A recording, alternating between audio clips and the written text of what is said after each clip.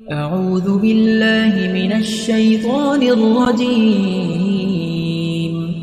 بسم الله الرحمن الرحيم সৈয়দনা সুমামা ইবনে উসাল রাদিয়াল্লাহু তাআলা আনহুর কথা মনে পড়ে যায়। তিনি ছিলেন ইয়ামামার বাদশা। মদিনাতে বিশ্বনবীকে হত্যা করার নিয়তে এসেছিলেন। গোপনে গোপনে বিশ্বনবীকে হত্যা করে আবার ইয়ামামাতে তিনি ফিরে যাবেন। কিন্তু কি অবাক করা কাণ্ড, হত্যা করতে পারে নাই, সাহাবাদের হাতে তিনি ধরা পড়ে গেলেন। সৈয়দনা সুমামা ইবনে উসাল রাদিয়াল্লাহু তাআলা আনহু হত্যার নিয়তে আসলেন, কিন্তু হত্যা করতে পারলেন না। সাহাবারা ওনাকে ধরে ফেললেন, ধরে মসজিদে নববীর পিলারের মধ্যে বেঁধে রাখলেন। সুমামা ইবনে উসাল, সিরাত থেকে শুনেন, সিরাত থেকে শোনাচ্ছি। রাদিয়াল্লাহু তাআলা আনহু ইয়ামামার অধিপতি ছিলেন। ইয়ামামা বিশ্বনবীকে হত্যার জন্য আসছেন, ধরা পড়ে গেছেন, এখন মসজিদে নববীতে বেঁধে রাখছে, তার মানে বন্দী। এখন স্ট্যাটাস কি? বন্দী, ক্যাপটিভ। তো বিশ্বনবী সাল্লাল্লাহু আলাইহি ওয়াসাল্লাম সাহাবাদেরকে বললেন, তার খোঁজ খবর নিও, সুমামা ইবনে উসালের খোঁজ খবর নিও। সাহাবারা বলেন, ইয়া রাসূলুল্লাহ, আপনাকে হত্যা করতে এসেছে, তার তো কঠিন ক্যাপিটাল পানিশমেন্ট হওয়া দরকার, কঠিন শাস্তি হওয়া দরকার। বিশ্বনবী বললেন, না, আমি যেটা জানি তোমরা সেটা জানো না, তোমরা সুমামার সাথে ভালো আচরণ করো।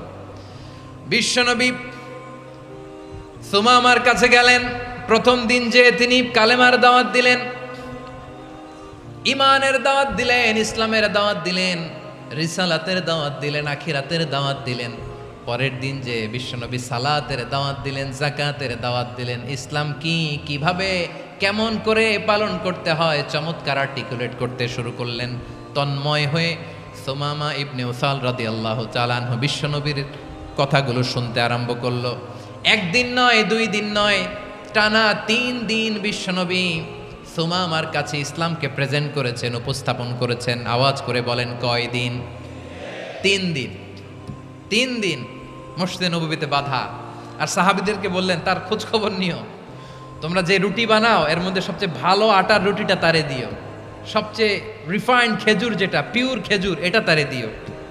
আর বিশ্বনবী নিজের উট থেকে দুধ দহন করে ওনার বাড়ির এক কর্মচারীকে বলেছেন, দুধ দহন করে সুমামার জন্য নিয়ে যেও। সুবহানাল্লাহ পড়বেন না?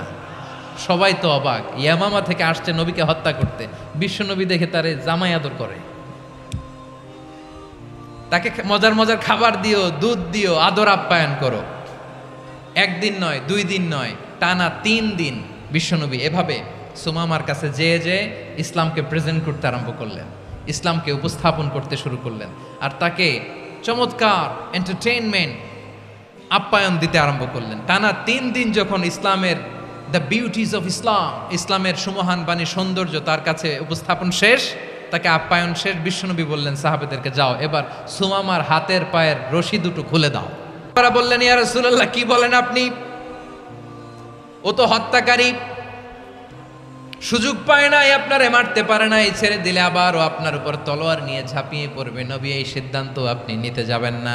বিশ্বনবী বললেন, যেটা বলেছি সেটা করো, সুমামার রশিগুলো ছেড়ে দাও, সুমামার হাতে পায়ের রশিগুলো যে তোমরা খুলে দাও।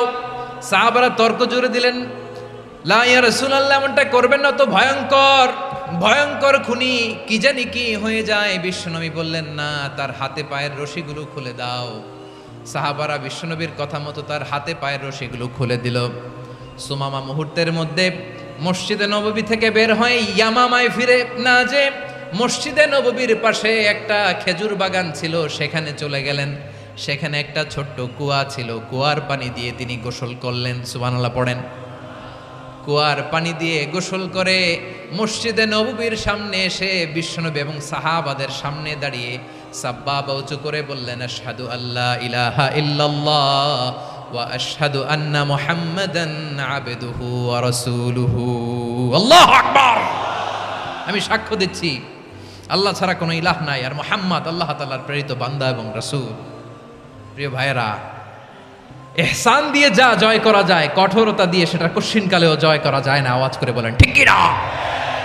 এবার সুমামা দাঁড়িয়ে বলে, ওগো নবী, আমি তো কালিমা পড়ে মুসলমান হয়ে গেলাম, এবার শোনেন, এই মুহূর্তের আগে আপনার চেহারার চাইতে নিকৃষ্ট কোনো চেহারা আমার কাছে ছিল না, কিন্তু শাহাদা পাঠ করার পরে আপনার চেহারার চাইতে উত্তম শ্রেষ্ঠ কোনো চেহারা আমার কাছে আর নাই।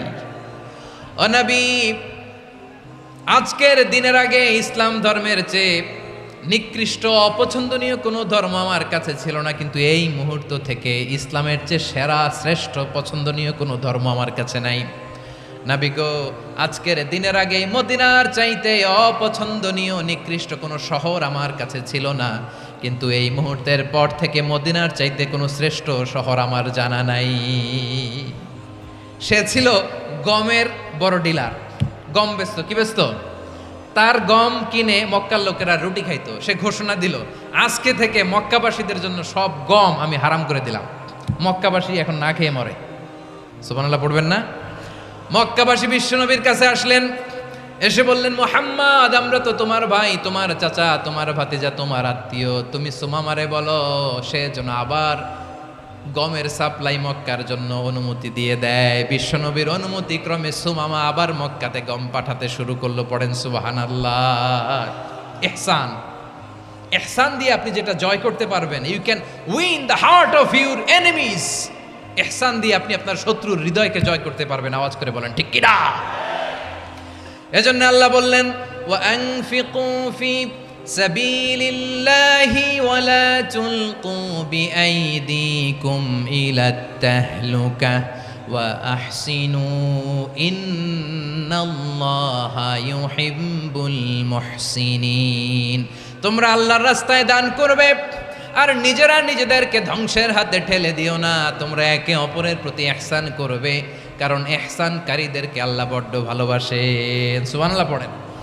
আবার সূরা রহমানে আল্লাহ বললেন, হাল জাযাউল ইহসানি ইল্লাল ইহসান ফাবিআইয়ি আলা, সবাই পড়েন, ফাবিআইয়ি আলাই রাব্বিকুমা তুকাযযিবান।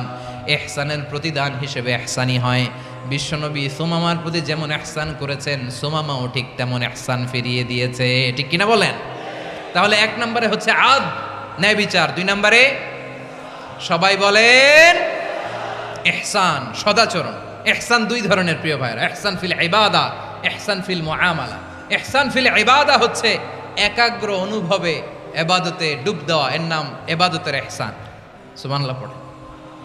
বিশ্বনবী বলেন ইহসান মানে কি জানো নাকি? হাদিসে জিবরিলে সাইয়েদনা জিবরিল আলাইহিস সালাম বিশ্বনবীকে বললেন, আখবিরনি আনিল ইহসান। নবী আমাদেরকে বলেন ইহসান মানে কি?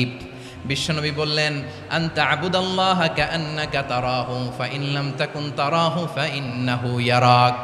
ইহসান মানে হলো এমন ভাবে তুমি আল্লাহর সামনে নিজেকে উজাড় করে ইবাদত করবে, তুমি ভাববে তুমি আল্লাহকে দেখতে পাচ্ছ।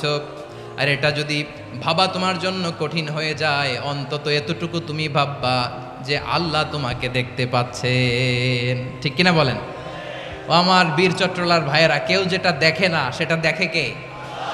এই বিশ্বাস হৃদয়ের মধ্যে আছে?